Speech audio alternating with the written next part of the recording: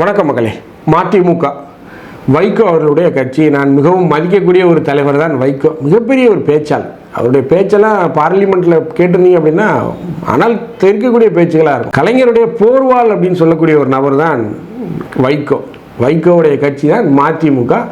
இப்போ அந்த கட்சி பார்த்திங்கன்னா தன்னுடைய சொந்த சின்னமான பம்பரத்தில் போட்டியிடாமல் 4 தொகுதியிலையுமே உதயசூரியன் சின்னத்தில் போட்டிடும். ஒரு கட்சி இன்னொரு கட்சி சின்னத்தில் போட்டியிட்டால் அந்த கட்சியுடைய எம்எல்ஏக்கள் பார்த்திங்கன்னா வெற்றி பெற்றார்கள் என்றால் அவர்கள் திமுகவுடைய எம்எல்ஏக்களாகத்தான் தேர்தல் ஆணையத்தால் கருதப்படுவார்கள், பாவிக்கப்படுவார்கள். சட்டசபை கொறடா உத்தரவும் அவர்களை திமுக எம்எல்ஏக்கள் என்று தான் இருக்கும். பெயரளவில் அவர்கள் மதிமுகவுக்கு கட்சியில் இருந்தாலும் அவர்கள் எந்த சின்னத்தில் ஜெயிக்கிறார்களோ அந்த சின்னத்தை சார்ந்த கட்சியை சார்ந்த எம்எல்ஏக்களாகத்தான் கருதப்படுவார்கள். ஸோ இந்த அளவுக்கு ஒரு நிலைக்கு வந்தது காரணம் என்ன? இந்த அளவுக்கு ஒரு அபாயகரமான ஒரு வளர்ச்சி இல்லாத நிலைமைக்கு வைகோ வந்ததுக்கு காரணம் என்ன? மதிமுக வந்தது காரணம் என்னன்னு பார்த்தீங்கன்னா அதற்கு வைகோவுடைய செயல்பாடுகள் தான். இந்த 2026 சட்டமன்ற தேர்தல் என்பது ஒரு மிகப்பெரிய சுனாமி, மிகப்பெரிய ஒரு சுனாமி. ஏன்னா இந்த விஜயுடைய அலை அப்படிங்கிறது ஒரு மிகப்பெரிய ஒரு உக்கிரமாக இருக்குது, மிகப்பெரிய ஒரு உக்கிரமாக இருக்குது. விகடனுடைய சர்வே முடிவுகள் என்ன சொல்லுதுன்னா விஜயுடைய இந்த வீரியம் அப்படிங்கிற வார்த்தையை பயன்படுத்திக்காங்க. விஜயுடைய வீரியம் அப்படிங்கிறது ஒவ்வொரு வீட்டுடைய வரவேற்பறையிலையும் லிவிங் ரூம்லையும் பெட்ரூம்லையும் இது விவாதிக்கப்படுது. இது என்ன மாதிரியான மாற்றங்களை ஏற்படுத்த போகுது அப்படின்னு எங்களால் கணிக்க முடியல. ஒரு மிகப்பெரிய ஒரு மாற்றத்தை ஏற்படுத்தும் அப்படிங்கிற அளவுக்கு சொல்லியிருக்காங்க. ஸோ இந்த விஜய் என்ற சுனாமியில், தாவேகா என்ற சுனாமியில் மதிமுகவுடைய 4 வேட்பாளர்களும் கரை சேருவார்களா? மதிமுகவால் வெற்றி கனியை பறிக்க முடியுமா? விகடனே என்ன சொல்லியிருக்காங்கன்னா அதிகபட்சமாக ஒரு தொகுதியில் தான் மதிமுகவுடைய வேட்பாளர்கள் வெற்றி பெறுவார்கள் அப்படின்னு சொல்லியிருக்காங்க. ஸோ இப்பேற்பட்ட சூழ்நிலையில் மதிமுக கரை சேருமா இல்லை தேர்தல் சுனாமியில் அடித்து செல்லப்படுமா? அதை பற்றி தான் நம்ம இந்த நிகழ்ச்சியில் பார்க்க போகிறோம்.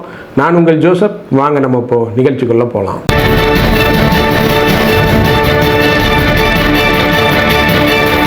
வைகோ கலைஞரின் போர்வால், மிகப்பெரிய ஒரு தன்மானமிக்க தலைவர், மிகப்பெரிய தலைவர். அவருடைய மகன் துரை வைகோ கடந்த முறை திருச்சியில் எம்பியாக நின்று போட்டியிட்ட போது என்னென்னா நான் சுயமரியாதைக்காரன், செத்தாலும் எங்கள் சின்னம் தான், செத்தாலும் எங்கள் சின்னம் தான் அப்படின்னு சொல்லி பயங்கரமாக பேசினார். அந்த வீடியோலாம் பார்த்துருப்பீங்க.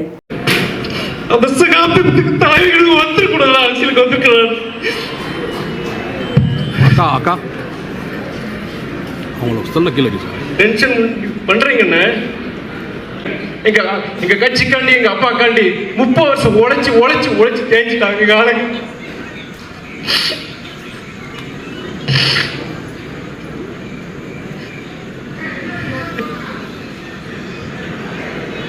சின்னமா செத்தானா எங்க சின்னம் தான், செத்தானா சின்னம் தான், எங்க சின்னம் தான், செத்தானா எங்க சின்னம் தான். நான் சுயமரியாதைக்காரன் நான். ஆனால் இப்போ பார்த்தீங்கன்னா அந்த வீரியம், அந்த சுயமரியாதைலாம் எங்கே போச்சுன்னு தெரியல. பெட்டிக்கில் போயிட்டா என்னன்னு தெரியலை. 4 தொகுதியிலையும் உதயசூரியன் தான். கடைசியில் பம்பரத்தை காணோம். உதயசூரியன் தான் போட்டியிடுது. ஒரு மாபெரும் கட்சியாக இருந்தது மதிமுக. மக்கள் நீதி மையம் என்ன மாதிரி வந்தது, அந்த அளவுக்கு வந்தது தான் மதிமுக. அண்ணா அறிவாலயத்தெல்லாம் மதிமுகவுடைய தலைவர் வைகோ கைப்பற்றி விடுவார் அப்படிங்கிற மாதிரிலாம் ஆரம்பத்தில் இருந்தது செய்திகள். எப்படி வைகோ பிரிந்து தனி கட்சி ஆரம்பித்தாரோ அண்ணா அறிவாலயத்தை கைப்பற்ற போவோம் வாங்க அப்படின்லாம் பேரணி நடத்தினாங்க. இன்னைக்கு அந்த கட்சி பார்த்திங்கன்னா கழுத தேஞ்சி கட்டரும்பான கதையாக இன்னைக்கு 4 தொகுதியிலே உதயசூரிய சின்னத்தில் போட்டியிடக்கூடிய ஒரு நிலைமைக்கு வந்துருச்சு. இதற்கு யார் காரணம் என்னன்னு பார்த்தீங்கன்னா அந்த கட்சி தலைவர்கள் தான். அதாவது ஆதரவு நிலைப்பாடு அப்படின்னு எடுத்து வாயை திறக்காமல் கடைசி வரைக்கும் பெஞ்சை தேய்ச்சி இன்றைக்கி 4 தொகுதியிலே உதயசூரியன் சின்னம் தான். இதே நிலைமை விரைவில் யாருக்கு வரக்கூடும்? விசிகாவுக்கு வரக்கூடும். விசிகா அதே நிலைமையில் தான் இருக்குது. ஐசியூவில் தான் விசிகா இருக்குது. அந்த தலைவர் தான் இருக்கார், தொல் திருமாவளவன் தான் இருக்கிறார். பட் ஆனால் தொண்டர்கள் எல்லாமே காணாமல் போயிட்டுருக்காங்க. ஏன்னா திருமாவளவனுடைய செயல்பாடுகள் மிகப்பெரிய அதிருப்தி ஏற்படுத்தியிருக்கு. நீங்கள் கூட்டணியில் தான் இருக்கீங்க, ஆட்சியில் கூட்டணியில் கிடையாது, ஆட்சியில் பங்குல இல்லை. ஆளும் தரப்பு செய்யக்கூடிய தவறுகளையும் நீங்கள் சுட்டி காட்டணும். அதை இந்த கட்சிகள் செய்ய தவறுது. அதுக்கு நீங்கள் ஆதரவு போகிறீங்க, துணை போகிறீங்க, ஜால்ரா வாசிக்கிறீங்க. ஸோ இதனால தான் மக்கள் மத்தியில் ஒரு மிகப்பெரிய அதிருப்தியில் இருக்குது. இன்றைக்கி விகடன் சர்வே என்ன சொல்லுது? மதிமுக 1 தொகுதிகளை தான் அதிகபட்சமாக ஜெயிக்கும் அப்படிங்க. அதே எனக்கு தெரிஞ்சு நம்முடைய நிலைப்பாடு என்னென்னா மதிமுக எந்த தொகுதியிலையும் ஜெயிக்காது, படுதோல்வி அடையும் மதிமுக. இதுதான் நிதர்சனம். 4ஆம் தேதி அது தெரிஞ்சிடும், நீங்கள் பார்க்க போகிறீங்க. அன்னைக்கு நீங்கள் உங்கள் கருத்துக்களை சொல்லுங்கள். ஸோ என்னை பொறுத்தவரை மதிமுக வெற்றி பெறுவது அப்படிங்கிறது ஒரு மிகப்பெரிய சிக்கல். 4 தொகுதியில் வெற்றியே பெறாது. வேட்பாளர் பேரை கூட சொல்ல வேண்டாம், அதெல்லாம் எதுக்கு, ஆதரவு நிலைப்பாடு தான் அவங்க. பட் ஆனால் வெற்றி பெறுவாங்களா அப்படின்னு பார்த்தீங்கன்னா மிகப்பெரிய சிக்கல். அந்த அளவுக்கு ஒரு மோசமான நிலையில் மதிமுக இருக்குது. என்ன சொல்கிறேன் அப்படின்னா, உங்களை நாங்கள் மோசமாக பேசணும், தரந்தாழ்த்தி பேசுங்கிறது என்ன கிடையாது. மதிமுக மீது மிகப்பெரிய மரியாதை இருக்குது. அந்த கட்சியுடைய தலைவர் வைகோ ஒரு மதிப்பிற்கும் மரியாதைக்குரியவர், மாண்புக்குரியவர். ஆனால் உங்களுடைய செயல்பாடுகள் மக்கள் மத்தியில் மக்கள் பிரச்சனைகளை அட்ரஸ் பண்ணுங்க, களத்தில் இறங்குங்க, போராட்டங்களை நடத்துங்க. இப்போ நாங்குநேரி பெரும்பத்து சம்பவம், மக்கள் வெட்டப்பட்டார்கள். விளாத்திக்குளம் சம்பவம், போராட்டம் நடத்துங்க, அரசுக்கு எதிராக போராட்டம் நடத்துங்க. வேங்கவேல் பேண்டு வச்சவன இன்னும் கண்டுபிடிக்க முடியல. குடிநீர் தொட்டியில் 4 வருஷத்துக்கு முன்பு மலம் கலந்துருக்கு, பேண்டு வச்சுட்டு போயினா அவனை இன்னும் யாருன்னு கண்டுபிடிக்க முடியல. அப்போது அரசுக்கு எதிராக விடுதலை சிறுத்தைகள் என்ன பண்ணியிருக்கணும், போராட்டங்கள் நடத்திருக்கணும். நீங்கள் நடத்திட்டேன்னு சொல்லி முடிச்சிடக்கூடாது இல்லை, அதுக்கு முடிவு கொண்டு வரணும்ல. அரசு என்ன செய்தது, யார் அங்கே இது பண்ண, இந்த மாதிரி இப்போ அசிங்கத்தை பண்ணது யார், அதுக்கு உண்டான தீர்வு என்ன கிடைச்சிது அந்த மக்களுக்கு, அதுதானே வேணும்.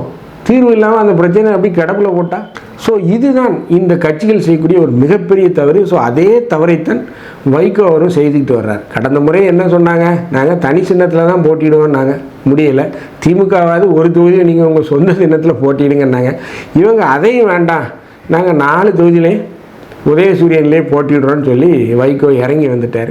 என்னை பொறுத்தவரை இந்த முறை திமுக தன்னுடைய கூட்டணிகளுக்கு சீட்டை பிரித்து கொடுத்தது அப்படிங்கிறது ஏற்புடையதே அல்ல. மிகப்பெரிய அந்த சீட்டு பிரித்து கூட்டணி கட்சிகளுக்கு சீட்டை பிரித்து வழங்கிய விதம்ங்கிறது ரொம்ப மோசமான விஷயம். அதுவும் குறிப்பாக பார்த்திங்கன்னா விடுதலை சிறுத்தைகளுக்கெல்லாம் 8 தொகுதி, கம்யூனிஸ்டுகளுக்கெல்லாம் 5 தொகுதி, நேற்று வந்த தேமுதிகவுக்கு 10 தொகுதி, ஒரு ராஜ்யசபா சீட்டு. 10 தொகுதியில் தேமுக ஜெயிக்குமா? விகடன் 4 தான் சொல்லுது, நம்ம சொன்னது 3 தான், அதிகபட்சமாக 3 தான் ஜெயிக்கும், 2 தான் என்னுடைய கணக்கு. மே 4ஆம் தேதி எல்லாம் தெரிஞ்சுவிடும். ஸோ என்னை பொறுத்தவரை திமுக அதிகபட்சமாக 100 தொகுதிகளில் ஜெயிக்க வாய்ப்பு இருக்குது. விகடனே 121 தான் அதிகபட்சம் சொல்லியிருக்காங்க. என்னை பொறுத்தவரை 90லேருந்து 100 தொகுதிகளில் தான் ஜெயிப்பாங்க. ஸோ மதிமுக கரை சேருமா அப்படின்னு பார்த்தீங்கன்னா, இந்த தேர்தல் சுனாமி விஜய் என்ற வீரியம் இந்த தேர்தலில் மதிமுகவை காணாமல் செய்துவிடும். இந்த வீடியோ உங்களுக்கு பிடிச்சிருந்துச்சுன்னா தயவுசெய்து லைக் பண்ணுங்கள், ஷேர் பண்ணுங்கள், சப்ஸ்கிரைப் பண்ணுங்கள். மறக்காமல் உங்கள் கருத்துக்களை கமெண்ட் செக்ஷனில் சொல்லுங்கள். நன்றி, வணக்கம்.